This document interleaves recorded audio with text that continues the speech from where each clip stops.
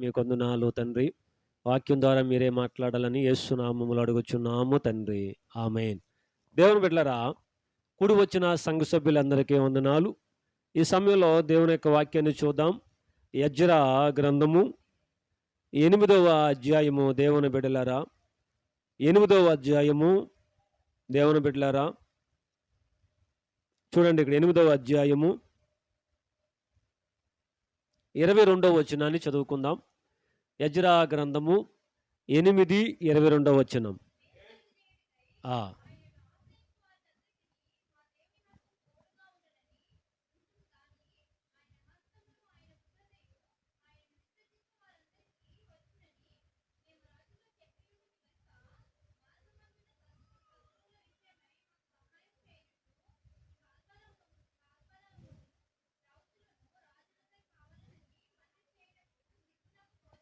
చాలండి. హల్లెలూయా, హల్లెలూయా. ఈ అధ్యాయం మనము జాగ్రత్తగా చూచినట్లయితే ఇక్కడ యెజ్రా అనే ఒక వ్యక్తి గురించి మనకి ఇక్కడ రాయబడి ఉందండి.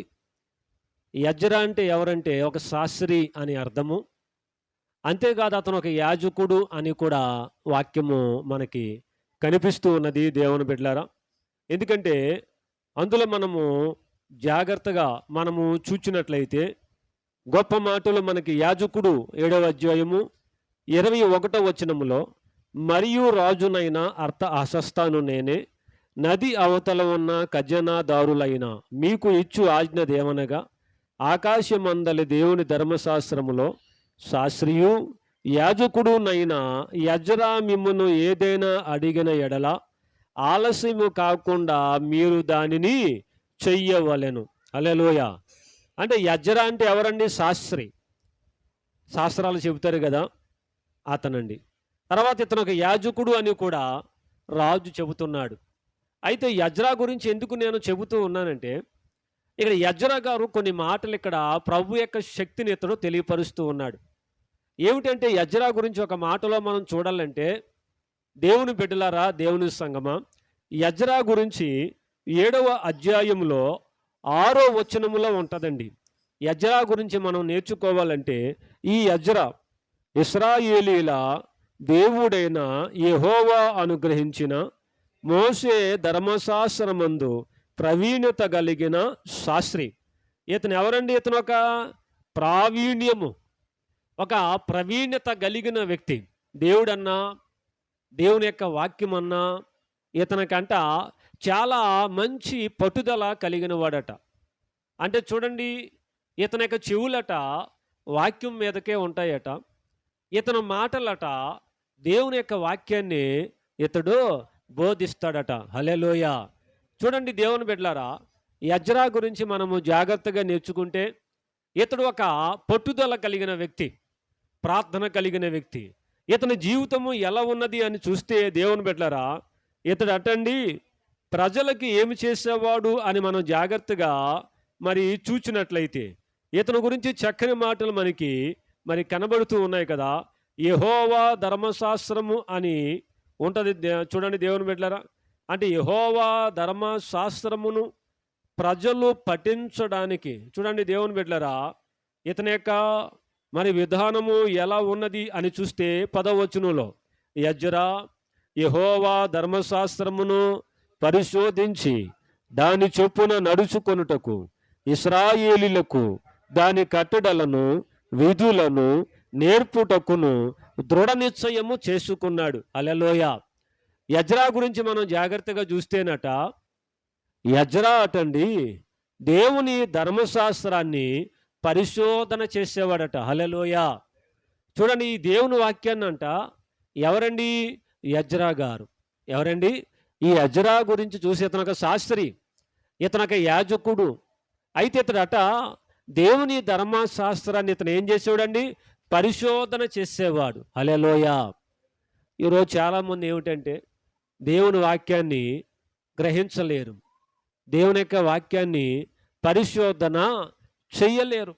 కానీ యెజ్రా చూడండి, అతను ఒక కోటలో ఒక శాస్త్రిగా ఉన్నాడు. రాజు దగ్గర అతను ఉంటూ ఉన్న వ్యక్తి అండి. రాజుగారిని మెప్పించాలి, రాజుగారు చెప్పిన ప్రతి పని చెయ్యాలి. అలానే ఇతడట దేవుని యొక్క ధర్మశాస్త్రాన్ని ఇతను ఏం చేశాడండి? పరిశోధన చేసేవాడట. హల్లెలూయా! ఎందుకంటే వినండి, దేవుని వాక్యాన్ని చదివినా, దేవుని వాక్యాన్ని విన్నా నీకు ఆశీర్వాదమేనండి. హల్లెలూయా! వాక్యాన్ని వినినా, వాక్యాన్ని చదువుకున్నా నీకు ఆశీర్వాదాలు వస్తాయి దేవుని బిడ్డలారా.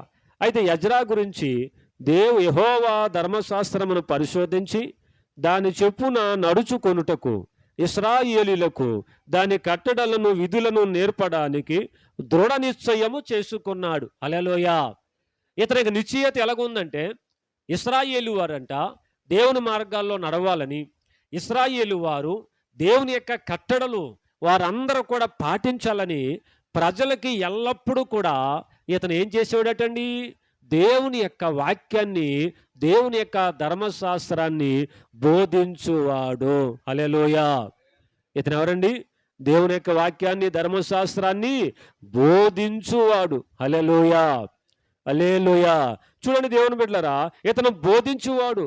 తర్వాత చూడండి 11వ వచనం, యెహోవా ఆజ్ఞల వాక్యముల యందును ఆయన ఇశ్రాయేలీయులకి విధించిన కట్టడల యందును శాస్త్రియు. చాలండి. హల్లెలూయా! అంటే యెహోవా వాక్యాల యందు, ఆయన కట్టడాల యందు ఇతను మక్కువ కలిగిన వాడు. హల్లెలూయా! ఇతను ఒక గొప్ప మక్కువ కలిగిన వాడు. అంటే ఒక మాటలో చెప్పాలంటే ఎజ్రా అటండి, దేవుడు వాక్యం అంటే అతడు ఎంతోగానో ప్రీతట. దేవుని మాటలంటే అతడికి ఎంతగానో ఇష్టమట. చూడండి, అందుకు ఇతని జీవితంలో ఉన్న మరి కొన్ని అభివృద్ధి మనం చూస్తే జాగ్రత్తగా చూడండి. రాజు అట చూడండి, వెంటనే 6వ వచనం, ఈ ఎజ్రా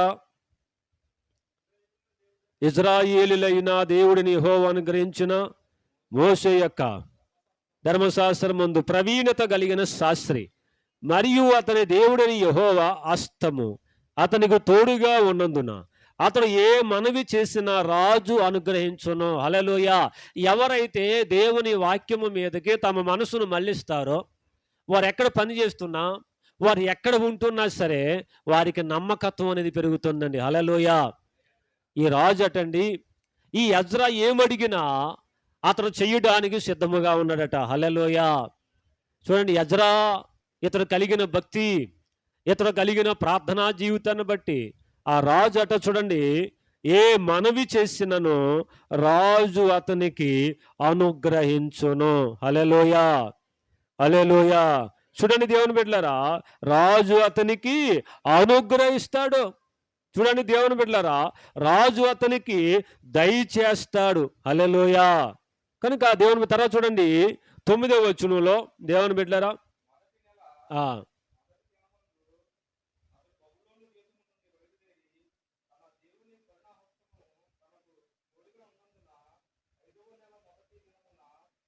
యెరూషలేమునకు చేరెను. హల్లెలూయా! చూడండి, రాజు మొదటి నెల మొదటి దినమందు అతడు బబులోను దేశము నుండి బయలుదేరి తన దేవుని కరుణ హస్తము తనకు తోడుగా ఉన్నందున 5వ నెల మొదటి దినమున యెరూషలేమునకు చేరెను. హల్లెలూయా! ఒకటి, రాజు అతనికి ఏమడిగినా ఇస్తున్నాడు. ఎవరండి? ఆ దేశాన్ని ఏలుతున్న రాజు. అతడు ఏమడిగినా ఇస్తున్నాడు. అలానే దేవుని బిడ్డలారా, దేవుడు కూడా, దేవుని హస్తము కూడా, అంటే దేవుని యొక్క కరుణ హస్తము అతనికి తోడుగా ఉన్నదట. హల్లెలూయా! దేవుని హస్తము కూడా అతనికి తోడుగా ఉందట. దేవుడు కూడా అతను సహాయము చేయడానికి ఇష్టపడుతున్నాడట. దేవుడు కూడా అతని యందు దయ చూపడానికి ఆనందపడుతున్నాడట. ఎందుకు అని చూస్తే దేవుని బిడ్డలారా, ఎజ్రా తన జీవితంలో దేవునికి ప్రాధాన్యతనిచ్చాడు. హల్లెలూయా! అందుకు ఈ రాజుగారు ఇతను చాలా విషయాల్లో రాజు అతని వైపు మాట్లాడాడు. తెలుసా దేవుడు? ఎందుకంటే మందిరం అక్కడ పాడైందండి. ఆ యెరూషలేము మందిరం పాడైంది. ఆ మందిరం కట్టాలప్పుడు రాజుగారు స్వయంగా అతనే కలగజేసుకొని ఈ ఎజ్రాతో అంటాడు కదా, ఎల్లు ఎజ్రా, నువ్వెళ్ళు, నేను నీకు తప్పకుండా ఏమైనా, చూడండి 20వ వచనంలో, నీ దేవుని మందిర విషయములో దానమిచ్చుటకై మరి ఏదైనాను నీకు కావలసిన ఎడల అది రాజు యొక్క ఖజానాల నుండి నీకు ఇయ్యబడును. హల్లెలూయా! రాజు ఇక్కడ ఏమన్నాడు? ఎజ్రా ఆలోచన ఏమిటంటే, పాడైన మందిరం దగ్గరికి వెళ్ళాలి, ఆ మందిరమును అతడు కట్టబడాలి. అయితే రాజు అంటున్నాడు కదా, నీకు ఏమైనా కావలసి ఉన్న ఎడల రాజు ఖజానాలో నుండి అది నీకు ఇయ్యబడును. హల్లెలూయా! హల్లెలూయా! చూడండి దేవుని బిడ్డ, రాజు ఖజాని అసలు ఏమిటి అక్కడ మందిరం ఏమైందని మనం చూస్తే అక్కడ మందిరం పాడైందండి. అక్కడ మందిరం అక్కడ ఏమైందండి, పాడైపోయింది. ఎలా పాడైందో మనం జాగ్రత్తగా మనము చూచినట్లయితే దేవుని బిడ్డలారా, 5వ అధ్యాయములో 12వ వచనంలో దేవుని బిడ్డలారా, 11వ వచనంలో వారు ఇలాగ ప్రత్యుత్తరం ఇచ్చిరి, మేము భూమి ఆకాశముల దేవుని యొక్క ఆ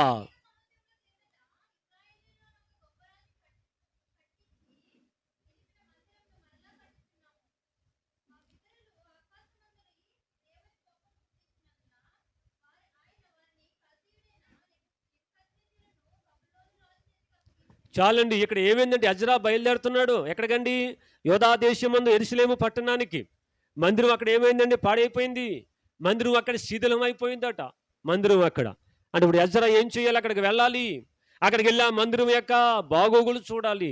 అయితే మందిరం ఎందుకు అలాగైందంటే అక్కడ ఉన్న ప్రజలు అంటున్నారు కదా పెద్దలు, ఏమిటో తెలుసండి దేవుని బిడ్డారా, మేము 11 భూమి ఆకాశముల దేవుని యొక్క సేవకులమై అనేక సంవత్సరాల క్రిందట ఇశ్రాయేలులో ఒక గొప్ప రాజు కట్టించి నిలిపిన మందిరమును మరలా కట్టుచున్నాము. ఎవరటండి? ఆ మందిరాన్ని ఎవరు కట్టారండి? ఇశ్రాయేలీలలో ఒక గొప్ప రాజు ఆ మందిరాన్ని ఎవరండి? ఆ గొప్ప రాజు మందిరాన్ని కట్టింది ఎవరండి? దావీదు కుమారుడు. అతని పేరండి, దావీదు కుమారుడు ఎవరండి? అతని పేరు జ్ఞానం కలిగిన వాడు, జ్ఞానం ఉంది అతనికి. అతని పేరండి సొలొమోను. హల్లెలూయా.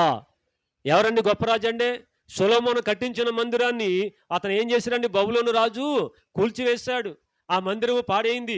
ఎందుకు ఆ మందిరము కాల్చివేయబడింది? ఎందుకు ఆ మందిరము పాడైపోయిందంటే కింద వచనం చూడండి, 12వ వచనంలో మా పితరులు ఆకాశమందలి దేవునికి కోపమును పుట్టించినందున ఆయన వారిని కల్దీయుడైన నెబుకద్నెజరు బబులోను రాజు చేతికి అప్పగించెను. అతడు ఈ మందిరమును నాశనం చేసి జనులను బబులోను దేశానికి చెరపట్టుకొని పోయెను. అతను ఏం చేశాడటండి? దేవుని కోపము ఎప్పుడైతే ఈ ఇశ్రాయేలీల మీదకి వచ్చిందో దేవుడట బబులోను రాజును ఆ దేశానికి పంపించడం జరిగింది. అతను వచ్చి ఏం చేశాడండి? ఆ మందిరాన్ని మొత్తం పూర్తిగా పాడివేశాడు. అంతటిని పాడు చేసి ఏం చేశాడు? ఆ మందిరంలో ఉపకరణాలు, ఆ మందిరంలో ఉన్నటువంటి ఆ బలిపీఠం మీద ఉన్నటువంటి ఉపకరణాలు, ఆ బలిపీఠం మీద ఉన్న బల్ల మొత్తం సమస్తము కూడా వారి దేశానికి అతడు పట్టుకొని వెళ్ళిపోయాడు. ఎవరండి? శత్రు రాజు వచ్చి.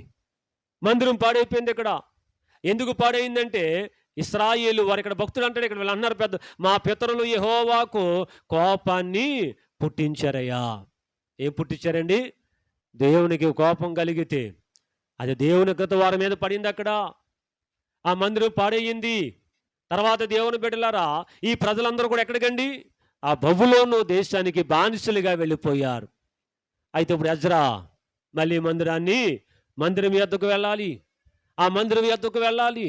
రాజు అంటున్నాడు కదా, నువ్వేం అడిగినా నేను నీకు తప్పకుండా సాయము చేస్తాను. హల్లెలూయా, హల్లెలూయా.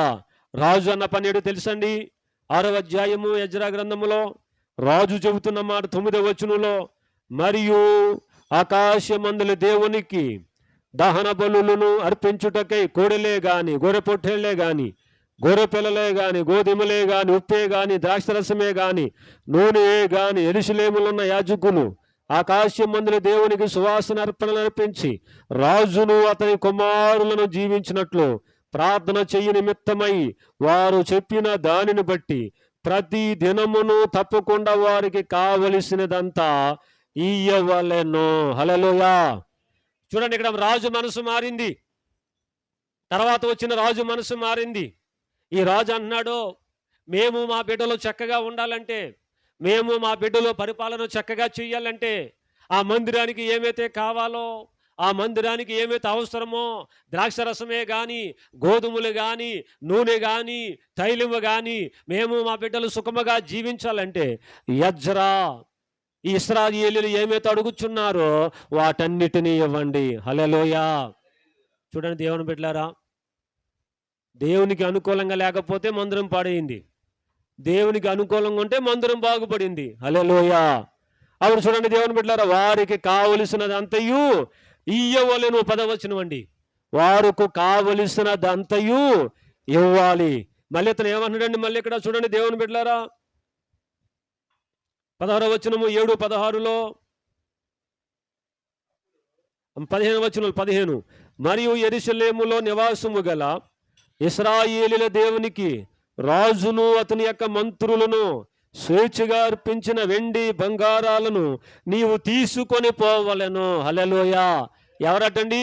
రాజును అతని దగ్గర ఉన్న మంత్రులను వారు ఇచ్చిన అర్పణలను ఈ మందిరము యొద్దకు తీసుకొని పోవలెను. హల్లెలూయా. చూసారా దేవుని బిడ్డలారా, ఈ మందిరం కోసము, ఈ మందిరం పని జరగాలని ఎజ్రాతో ఈ రాజు చెబుతున్న మాటలు. మళ్ళీ ఇంకా ఏమన్నాడు చూడండి ఇక్కడ దేవుని బిడ్డలారా, 6వ అధ్యాయంలోనే 11వ వచనములో, ఇంకను మేము నిర్ణయించినది ఏమనగా, ఎవడైనను ఈ ఆజ్ఞను భంగపరిచిన ఎడల వాని ఇంటి వెన్నుగాడి ఓడబెరికి నిలువెత్తబడి దాని మీద వాడు ఉరి తీయించబడును. 12 ఏ రాజులే గాని ఏ జనులే గాని ఈ ఆజ్ఞను భంగపరచి యెరూషలేములో ఉన్న దేవుని మందిరాన్ని నశింప చెయ్యడానికి చెయ్యి చాపిన ఎడల తన నామమును అక్కడ ఉంచిన దేవుడు వారిని నశింప చెయ్యను. హల్లెలూయా. రాజుగారు చెబుతున్నాడు, ఎవరైతే, ఏ రాజు అయితే, ఎవరైతే ఈ మందిరాన్ని పాడు చెయ్యాలని చెయ్యగాని చాపితే దేవుడు వారిని నాశనము చేస్తాడట. రాజుగారు చెబుతున్న మాట అండి. దేవుడు వారిని నాశనము చెయ్యను. తర్వాత చూడండి దేవుని బిడ్డలారా, దేవుడు వారిని ఏం చేస్తాడండి? నాశనము చేస్తాడట. ఏమిటండి? దేవుడు వారిని నాశనము. కనుక దేవుని బిడ్డలారా, దేవుని సంగమా, ఎందుకు ఈ మాటలంటే, ఎజ్రా దేవునికి అనుకూలంగా ఉన్నాడు కాబట్టి, దేవుడు అతనికి తోడుగా ఉన్నాడు. ఆ దేశాన్ని ఏలుతున్న రాజు కూడా అతనికి తోడుగా ఉన్న. సరే, ఇప్పుడు ఎజ్రా బయలుదేరుతున్నాడు. అయితే ఇంకోటి ఏంటంటే, ఈ మందిరం పని అంట చాలా చక్కగా జరుగుతుందండి. ఏమిటండి? ఈ మందిరం పని 5వ అధ్యాయము దేవుని బిడ్డలారా, 5వ అధ్యాయము 8వ వచనంలో, రాజువైన తమకు తెలియదేమనగా మేము యోధా ప్రదేశములోనికి వెళితిమి. అక్కడ మహాదేవుని యొక్క మందిరం ఉన్నది. అది గొప్ప రాళ్ల చేత కట్టబడినది. గోడలలో మ్రానులు వేయబడి ఉన్నవి. మరియు ఈ పని త్వరగా జరుగుచు వారి చేతిలో వృద్ధి అగుచున్నది. హల్లెలూయా, హల్లెలూయా. ఈ మందిరం పని ఏమవుతుందండి? వృద్ధి అగుతుందట. ఏమవుతుందండి? అభివృద్ధి చెందుతుందండి. వృద్ధి చెందుతూ ఉన్నది. హల్లెలూయా. కనుక ప్రభు బిడ్డలారా, ప్రభు యొక్క సంగమా, తప్పకుండా దేవాది దేవుడిని అభివృద్ధి చేస్తాడు. హల్లెలూయా. నువ్వేమైతే పని అనుకున్నావో, ఏమైతే జరగాలనుకున్నావో, దేవుడు దాన్ని తప్పకుండా జరిగిస్తాడు. హల్లెలూయా. సరే, ఇప్పుడు ఎజ్రా బయలుదేరుతున్నాడు. ఎవరండి?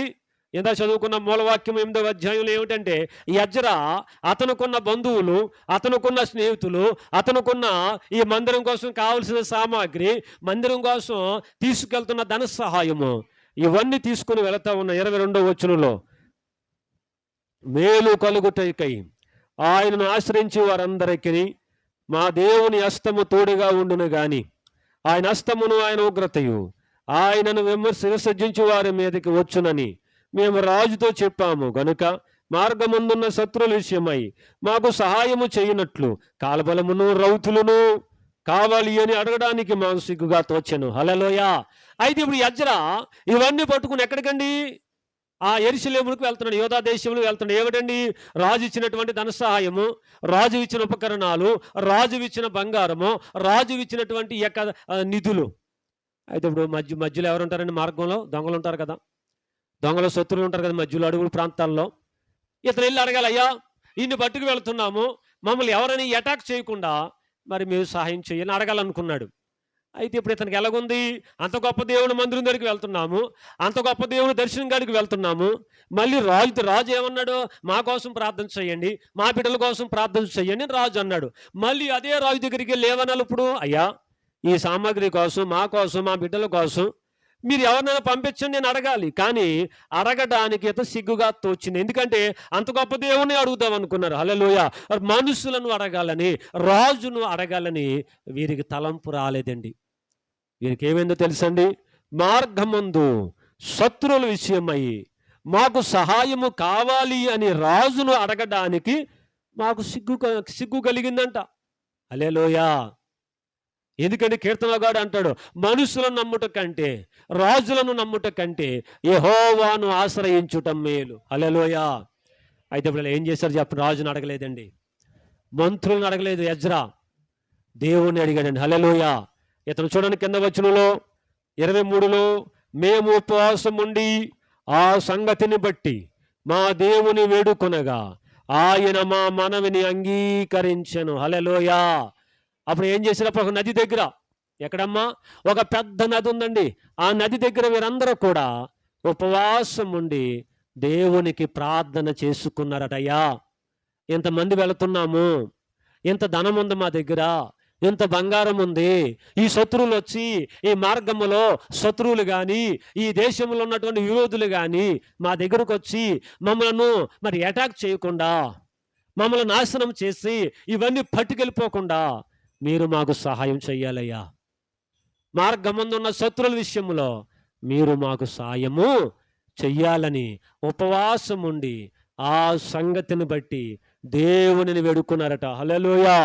దేవుని వేడుకుంటే కింద చూడండి, దేవుని బిడ్డలారా, 31వ వచనంలో, మేము మొదటి నెల 12వ దినమందు యెరూషలేము వచ్చుటకై అహవా నది నుండి బయలుదేరగా మా దేవుని హస్తము మాకు తోడుగా ఉండి శత్రువుల చేతిలో నుండి మార్గమందు పొంచి ఉన్న వారి చేతిలో నుండి మమ్మును తప్పించినందున. హల్లెలూయా. దేవుడు ఏం చేశాడండి? వారిని తప్పించాడు. హల్లెలూయా. ఒకటి, శత్రువుల చేతిలో నుంచి తప్పించాడు. మార్గమందు ఉన్న శత్రువుల చేతిలో నుంచి దేవుడు వారిని తప్పించాడు. అందును బట్టి ఎజ్రా అన్నాడు, ఏమన్నాడండి? యెహోవా వాక్యాల యందు ఇతనికి ప్రవీణత కలిగిన శాస్త్రి. హల్లెలూయా. కనుక దేవుని బిడ్డలారా, మరి దినాన ఎజ్రాట రాజు దగ్గరికి వెళ్ళి మాకు సహాయము మరి కావాలి అని అడగలేదట. అడగడానికి ఇతనికి సిగ్గుగా తోచిందంట. ఈరోజు మరి నువ్వు మనుషులు అడుగుతున్నావా? మనుషుల దగ్గరికి మనం వెళ్తున్నామా? దేవుని ఎద్దుకు వెళుతున్నామా? దేవుణ్ణి అడగాలండి. చాలామంది మనుషులు అడడానికి ఇష్టపడతారు, దేవుణ్ణి అడగలేరు. మనుషులు అడడానికి అయితే సిగ్గుగా తోచిందంట. మనుషులు ఇతను అడగలేదండి, దేవుణ్ణి ఇతను అడిగాడండి. హల్లెలూయా. ప్రభువుని ఇతను అడిగాడు. హల్లెలూయా.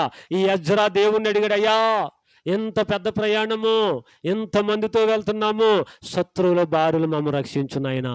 ప్రభుని అడిగాడు, దేవుని అడగడం జరిగింది. దేవుడు వీరికి గొప్ప సహాయము చేశాడండి. హల్లెలూయా. హల్లెలూయా. అటు రీతిగా ఈ సమయంలో ప్రభుని అడుగుదాం, ప్రభు సహాయాన్ని పొందుకుందాం. అందరు కళ్ళు మూసుకుందామండి, ప్రార్థన చేద్దాం. స్తోత్రాలు స్తోత్రాలు నాయనా తండ్రి, ఈ దినమును బట్టి నాయనా మీ కొందనాలు నాయన. అయ్యా, ఎత్తబడిన వాక్యము, ఎత్తబడిన మాటలు నాయనా ప్రతి ఒక్కరి హృదయాల్లో ఫలింపు చేయండి, ప్రతి ఒక్కరి హృదయాల్లో నాటింప చేయండి. మా ప్రభువా నీ కొందనాలు నాయనా, ప్రతి ఒక్కరి హృదయాల్లో నాటింప చేస్తున్నాయినా. నీ విడలకున్న ప్రతి అవసరాలు, ప్రతి ఇబ్బందులు నాయనా, ప్రతి బలహీనతలు అన్నిటినీ కూడా యేసు నామమున మీరే తీర్చండి. వాక్యానుసారమైన ఆశీర్వాదాలని బిడలకు దయచేయమని ఈ మనలు మీకు అప్పగిస్తూనైనా యేసయ్య నామములు అతి మిక్కిలిగా వేడుకొని ప్రార్థన చేయుచున్నాము తండ్రి. ఆమేన్, ఆమేన్, ఆమేన్.